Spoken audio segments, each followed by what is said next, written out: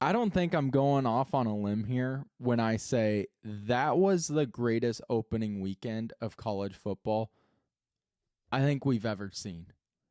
There were upsets, there were classic matchups. There was everything you wanted. Drama in every game. I mean, even the blowouts. You have a lot to talk about. And it just feels so great to have football back. I haven't stopped smiling all weekend long. Ate like garbage, hung out with family and friends, and just had college football back on the television. It feels so good. I have notes upon notes of the games I want to break down and the storylines I want to talk about and the reactions I had watching the games. And thank you guys so much for following us on Twitter. If you don't, make sure to follow at Media Row Pod because we put out some polls and had some discussions throughout the games over the weekend. And we'll get to that as well, but it was great seeing just those conversations come back into our lives this weekend. So welcome everyone to the Media Row Podcast. I'm Justin Miller. Make sure to follow us on YouTube, Spotify, wherever you get your podcasts. Make sure to give us a like, a subscribe, comment, all that good stuff. And these shows, as always, brought to you by Kelly's Little Nipper and Stevens Automotive and Sales. Kelly's Little Nipper, 1701 East Grand Avenue in Des Moines. Historic Kelly's Little Nipper. Great food, great drinks, and even better community over there at Kelly's Little Nipper. Live music and local music on the weekends. It's a great hangout spot to watch the games over the weekend. Make sure you get out there. And when you do, use that keyword Woodley that we have created here on the show because your first drink is on the house. Use the keyword Woodley and you get a free drink. That's all you got to do. So head over to 1701 East Grand Avenue in Des Moines. Give us a shout out, Media Row Pod, and make sure to use that keyword Woodley and have a great time over there at Kelly's Little Nipper. So we have a lot to get to. We're going to break down Iowa State. We're going to break down Iowa and then go through. There were some other local news I want to get to that actually involves Drake as well. And then finish up with just the national headlines and the national recaps of a handful of games that really, really impressed me or just had a lot of notes for. So first off, round of applause to this state because all four Big Four teams went 4-0. Iowa State got a victory. Iowa gets a victory. Drake won on Thursday. And then you had UNI winning as well. So 4-0 for the Division I teams here in this state. Congratulations to the state of Iowa. And then this state is going to get so much bright lights, so many headlines with Fox Big Noon Kickoff coming to Ames for one of the greatest rivalries, the Cy-Hawk rivalry. So can't wait to break down that throughout this week as well. But let's start off in Ames with South Dakota taking on Iowa State. Remember, South Dakota was top 5 in the FCS. Iowa State ranked at 22. This was a game where I said confidently that Iowa State was going to win. Felt really good about it. But I did have that little bit of concern where I mentioned, man, feels like a trap game. It feels like a perfect trap game when you're coming from Dublin, when your biggest rival and opponent is next weekend with Iowa. And you're taking on a FCS team that is pretty good and showed flashes of it in Ames that they can compete. Well, while that may have been true for Kansas State, who squeaked out a victory against North Dakota, it was not true for Iowa State. Iowa State looked so good. This offense, even without two 1,000-yard receivers who are in the NFL, this offense looks like it went up a notch instead of went down. Rocco is elite. Rocco Beck played his best game of football we've ever seen. 19 of 20. He started off 10 of 10. 3 touchdowns, 278 yards. Dude could not miss. And we talk about how this feels like they just upped it a notch. So balanced offensively against South Dakota. And what I loved about this game for Iowa State was just the involvement of the tight ends. We've been talking all offseason. We brought it up, before the week 0 matchup against Kansas State in Dublin of with Ben Bramer healthy and just with, Gabe Burkle and just the depth at that position, the tight end should be a go-to target for Rocco, especially when he's still figuring out who his go-to wide receivers are now that Noel and Higgins are gone. And that's what they did against South Dakota was Rocco got comfortable early throwing to the tight ends, and Ben Bramer had his best game since his injury. 2 touchdowns, 47 yards on 7 receptions, was the leading receiver in terms of targets and touchdowns. The top receiver in terms of yards was the other tight end in Gabe Burkle. 4 receptions, 85 yards, 1 touchdown. And that's what Iowa State just needs to do throughout the year. The wide receiver group is athletic and has potential. It's just figuring out who are the go-to guys. There's some really good players. Overby's really good. There's some really good receivers. And Rocco is such a talented quarterback. It's to the point where you feel comfortable no matter who's on the field. He's proved it. He's now like top 5 on ESPN's Heisman watch list. But the tight end group, they're veterans. You know who they are. And when they're healthy, easy targets for Rocco. This balanced attack was on all fronts because the rushing game was really impressive as well. We finally saw Abu Sama kind of have flashes of what we expected. You didn't need Carson Hansen being the lead rusher. Wasn't even the lead rusher. But the running backs, 4 touchdowns and rushed for 223 yards. Just a great outing by the running backs. I think it really established that the depth at that position is really, really talented as well. So Iowa State's offensive attack was real impressive. Real impressive. Then it bleeds into the special teams. It was all over the place. Saw Barstool, Fox, everybody talking about it. But Cole Conradi, 63-yard field goal to end the half. That was a Jack Trice Stadium record. And made it look easy, too. I think he could have gotten it from 65, which in his post-game press conference, he was talking about how that was 65 is kind of his, I don't know, that's pushing it. But when Campbell said, should we do it from 63, and said, F it, let's go. And that's Carnardi saying that. Saw that on Twitter. Just the confidence Campbell has in his kicker. And that's huge, too, for Iowa State, because there's going to be some real close games down the stretch. I mean, even against Iowa, it wouldn't shock anyone if it comes down to a field goal like it did a year ago. So Cole Conradi not missing a step, just crushing it from 63 yards, which was incredible to watch. And just did the little things right. 9 of 10 on third down, 28 total first downs. South Dakota marched down and scored and looked good. And a little bit of me was like, okay, let's see how Iowa State responds, because Haycock all last year allowed teams to score first and Iowa State would be just fine. Let's see how they go. And that's how it went.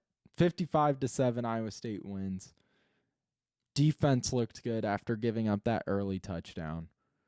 Offense looked unstoppable. Rocco is putting himself in Heisman watch list with a performance like that. And you just have nothing but confidence. Could not have asked for a better start to the season if you're an Iowa State Cyclone fan.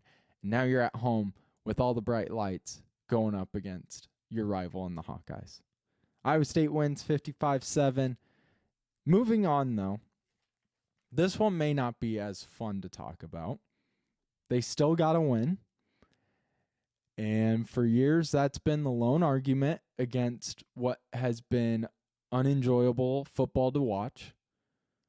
But for the Iowa Hawkeyes, a win is a win. And against Albany, they win 34-7. Oh boy. Let's get into it. So predictable. The Iowa Hawkeyes, all offseason, you're getting told all these headlines about Mark Gronowski, what he did at South Dakota State. He's a champion. Basically won the FCS Heisman Award. And yet here we are. For Iowa, I always expect great defense, a great running game.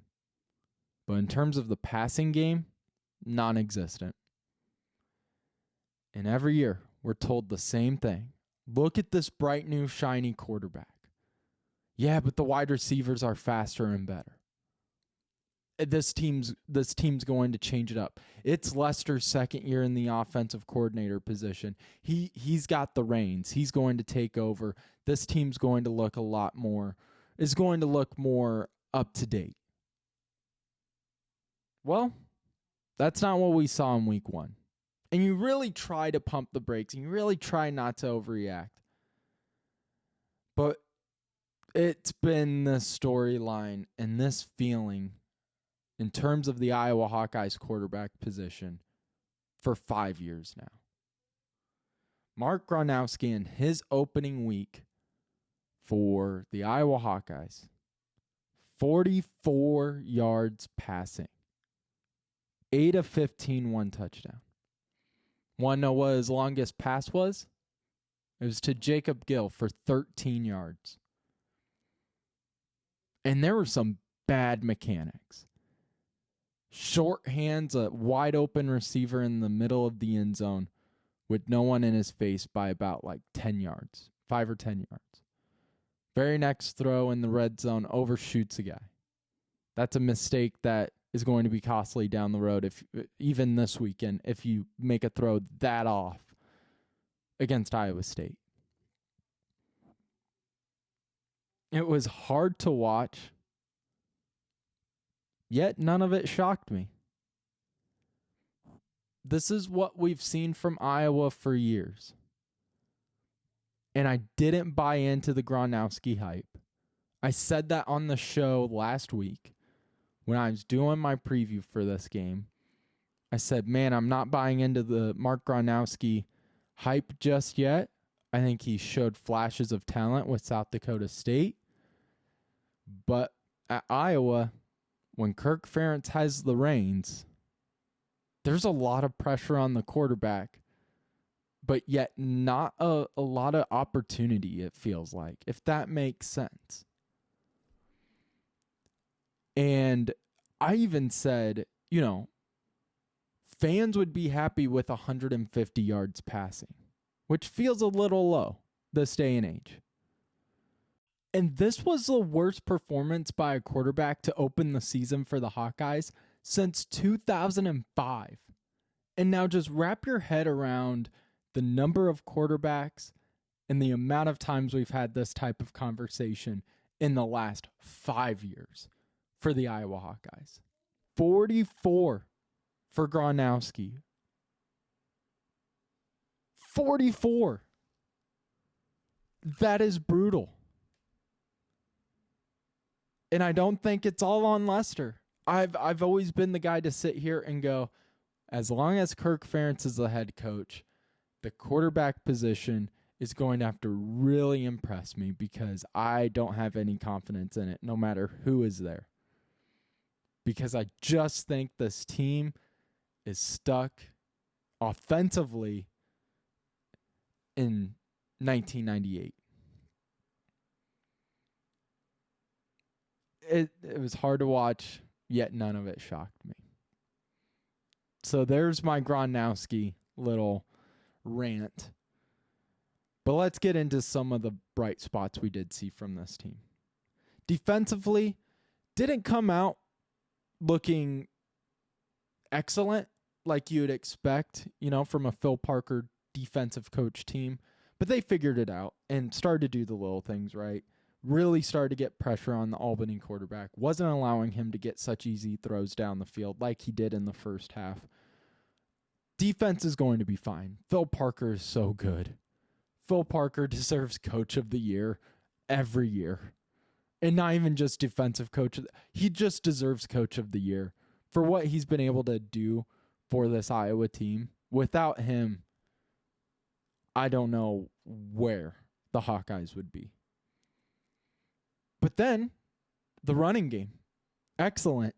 You lose Caleb Johnson, who was the leading culprit for this offense a year ago. And what does Iowa do like they do every year? Again, something I always expect and I'm never shocked by. All right, week 1.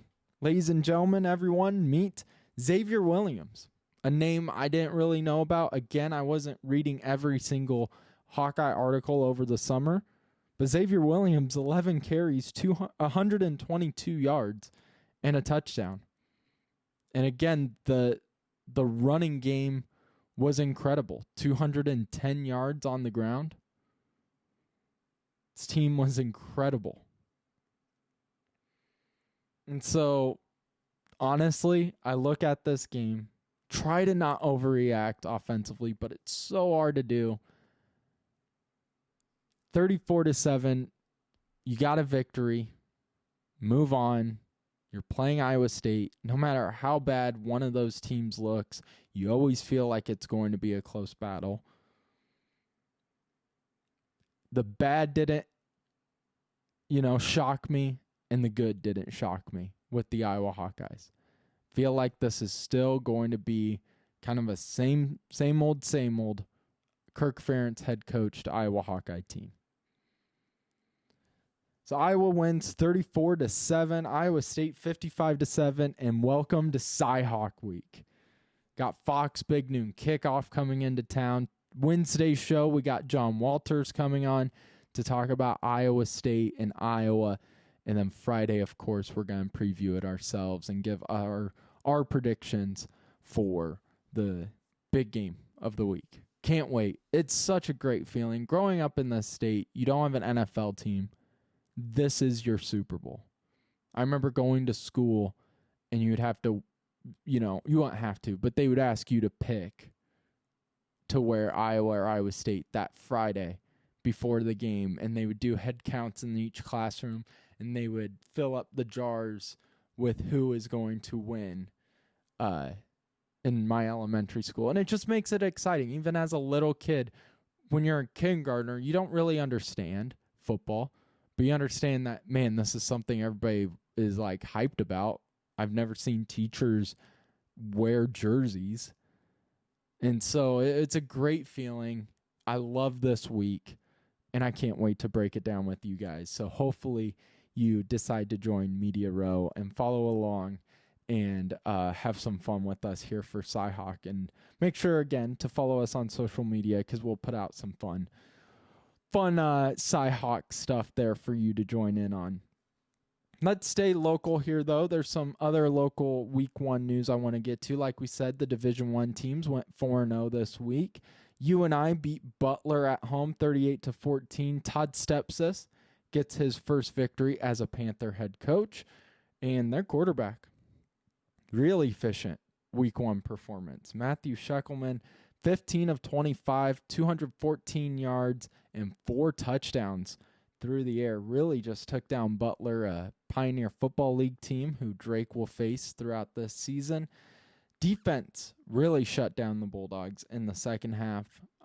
0 points by Butler in the second half. And even as a Drake Bulldog fan, Todd Stepsis was a Drake defensive coordinator, was their head coach for the last few years, moves to UNI. Couldn't be happier. I love Todd Stepsis. Great coach. You watch Carson Kolb's videos from the week 1 game and just the aftermath and how hyped Todd Stepsis is and how the players react around him. That is a coach that is so easy to cheer for. No matter who your teams are, even in a rivalry atmosphere like Drake and UNI is, man, it's really hard to root against Todd Stepsis. So really happy for him. UNI takes down Butler 38-14. Despite us already covering Drake's victory on Thursday, we got some Drake Bulldog news over the weekend, and it starts at the quarterback position as Chase Spellman earns Pioneer Football League Player of the Week award after his 14 of 16, 233-yard, 2 touchdowns in the air, 2 rushing touchdowns, and an interception performance against Upper Iowa on Thursday. Bulldogs travel to play the third-ranked FCS team on the road, South Dakota State Jackrabbits, on September 13th. They have this weekend off, and then you move on to back-to-back weekends, which are really tough opponents. South Dakota State and South Dakota on September 13th and September 20th. Going to learn a lot about this Drake Bulldog team. I want to move forward, though, to more the national Week 1 scores. There was a lot of really good games. I know I'm still missing a few. I'm going to try to get through as many as I can. But the big four that I want to get to, I don't think are going to shock anyone. But starting with Ohio State and Texas, the game that kicked off Week 1, a great start to what would be an amazing weekend of college football. Number 3, Ohio State takes down number 1, Texas, 14-7. And the main headline starts with the quarterback position. It began with the quarterback position, and it ends with it, of Arch Manning. And I was someone who sat back and was, let's see how this plays out with Arch Manning. I know there's a lot of hype around him, but I am not going to go full Paul Feinbaum and say this guy is the greatest thing ever, is going to be better than Johnny Manziel, is going to be, up there with Peyton, is going to win the Heisman. Let me see this guy play against some real opponents. And I'm not even going to overreact with this performance because it was a tough outing for Arch Manning. 17 of 30, 170 yards, 1 touchdown, 1 interception. Arch did not look good. His mechanics looked rough. He looked panicked in the pocket. He overthrew some open receivers. He underthrew some open receivers. Was off target a lot. But your first legitimate start, he had 2 starts before, but they weren't against tough opponents. Starting against Ohio State in the Horseshoe, they're the reigning national champs. You have the weight of the world on your shoulders. That's a lot to ask. So I'm not going to overreact and say he's overrated, say he's a bust. I'm going to do the whole, let's just sit back and see. Let's just sit back and see. Ross Peterson, who always has great correlations, had this one of have you heard the story of the Chinese farmer? If you listen to KXNO or if you listen to The Rush, I'm sure you've heard it because he's mentioned it a handful of times. And I love this. Love this. But you have a Chinese farmer who one of his horses runs away. And everybody's like, man, that's awful. And he goes, well, let's wait and see.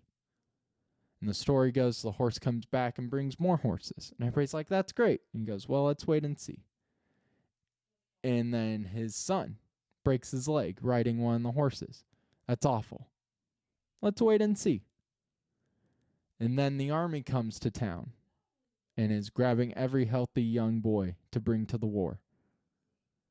And son has a broken leg, can't go to the war. Everybody goes, how great. And he goes, let's wait and see. That is such a great, great story. And I think it fits with Arch Manning of let's just wait and see. ESPN, let's quit it. Let's quit grabbing for the headlines. And just wait and see. This kid has had all that pressure his whole life with the Manning last name. It's expected. But let's not go all out saying he's a bust. But also, let's not go out there and say he's going to win the Heisman either. Tough outing for Arch Manning. I think he'll improve. I think Stark is a good head coach. Things are going to be fine with Texas, especially with the defense as strong as Texas has. Moving forward, though, with Ohio State, hell of an outing. Defensively. Offensively, kind of as I expected. I figured it was going to kind of look sloppy. Figured it was going to be a lot on the shoulders of the running game, trying to get that started, and just quick, easy passes. The only concern was Jeremiah Smith kind of dropping early passes. That was rare to see. Getting Carnell Tate involved earlier is going to be crucial for this offense. But Julian Sayin, not a terrible outing at all for your first game being against the number one team and arguably one of the top 3 best defenses in the country right now. And I think by the end of the season will be top 3. But the defense really impressed me. They won this game. They were the ones that were getting in Arch Manning's face the whole time. The secondary, which was my biggest concern going into the game, no penalties, no home run type plays, only 2 penalties on the whole day for Ohio State, so really clean on both fronts. And then the bend but don't break rule still applies for this team in 2025. Man, Texas got down into the red zone a handful of times. Couldn't do anything. Stuffed Arch at the 1-yard line on the quarterback sneak. This is a brand new defensive line for Ohio State. Yet, look like they've been there, done that. Did not miss a step. They were the best red zone defense a season ago. And man, against the number one team in the country and the big front line that Texas has and a veteran front line Texas has, Ohio State right there stopping them. And those were the biggest takeaways for what was the biggest game of the weekend in Ohio State and Texas. Ohio State now kind of goes through their little cupcake section of the schedule. You got Ohio, Grambling State, I think, are the next 2 games. So Ohio State really making a strong case for them to be the number one team. I think you have to put them at number one after that performance. Now as time is starting to tick away, we still have more national games to get to. Moving quickly on to Alabama, who falls on the road to Florida State 31-17. Florida State, remember a year ago, 2-10. This year come out and they make Alabama's defense look weak. Top 10 Alabama, number 8 in the country, could not contain Castellanos. 78 yards rushing, 157 yards passing. And DeBoer, hot seat to start the year. Seat is on fire right now. It's scorching. DeBoer 4-4 in his last 8 games as Alabama's head coach. Saban only lost 4 total games when he was favored by double digits. So I put out a poll. And that credit to you guys. If make sure to follow us at Media Row Pod on Twitter because we like to have some fun here and quick responses as that Florida State game was going on because everyone was locked into that game at that time. Who's going to face the more overrated criticism after week 1? And I put out Bama or Arch Manning. 51% of you said Bama, 49% say Arch. And I agree with the 51%. I think Bama going in, man, I had them as a top 10 team just because I felt like they had to be because of that hot seat for DeBoer. And you have Grubb back as an offensive coordinator. Man, you feel confident about this offense. They only are able to put up 17 against Florida State. Defense allows 31. Yeah, Bama's going to face the more criticism and should. This is not an overreaction. I think Bama was ranked a little too high. I wasn't sold on them. I just felt like, man, they have to be. That was how I felt like ranking Bama. It wasn't a, man, look at what they have. Yeah, they have one of the best young wide receivers, but it was more, they have to be good. They have to be good or DeBoer loses his job. And not a great start. Plenty of time to grow throughout the season. They're going to have plenty of opportunities with that hard SEC schedule. But, man, not a great start. 31-17, the biggest upset of the weekend by far. Moving forward to that night game on Saturday night, what a great way to cap off a day of college football. Clemson falling at home to LSU 17-10. Brian Kelly, a guy who I criticized a lot on Friday's show. Still not a fan, but you know what? Credit where credit's due. You finished a game. Congrats. His team finally finished a game. 1-5 in the last 6 openers. Finally gets a win with LSU. And they made Klubnik really work for it. And now some of that goes into he really struggled once his go-to receiver and one of the better receivers in the ACC, Antonio Williams, went out with that hamstring injury. I just looked it up today. Still, return is unclear for the star wide receiver. But man, they made Klubnik look rough because of how good LSU's defense made Clemson one-dimensional. I'm really hyped on Texas's defense. After Saturday night, LSU really impressed me. That was probably the thing that shocked me the most going into Saturday, or leaving Saturday, I should say, was how well Clemson's defense, or LSU's defense, performed. Tigers' defense was fantastic. Forced Clemson to be one-dimensional. So down the stretch where Clemson needed to get down the field, they were forced into passing scenarios. They controlled the game, LSU. Held Clemson to only 31 yards rushing. Now, it's not time to overreact with any of these teams.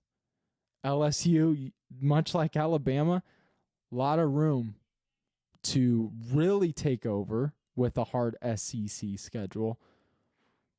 But you're going to be put to the test with that schedule as well. Clemson, a lot of opportunities to really bounce back. Hopefully Antonio Williams gets healthy. I'm not too concerned about Clemson. It's not a terrible loss. Sure, you want to protect home field, but LSU is a really good team. Defensively, really impressed me.